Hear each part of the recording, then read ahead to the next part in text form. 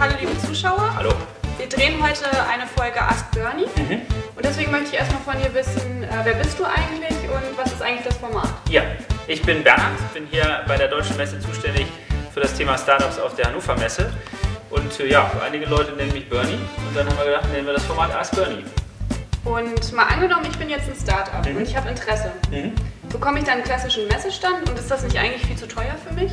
Einen klassischen Messestand, den bieten wir Startups so eigentlich nicht an, sondern immer eine Kombination drumherum. Wir haben also ein paar Side-Events uns überlegt, die dazukommen noch. Und das sind Pitching-Sessions beispielsweise, Matching-Programme.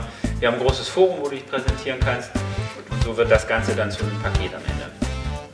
Und wie stellt ihr sicher, dass ich dann als Startup auch wirklich Kontakt mit den Etablierten bekomme? Insbesondere über diese Side-Events sozusagen. Also du nimmst an den Pitches teil, kannst dich dort präsentieren.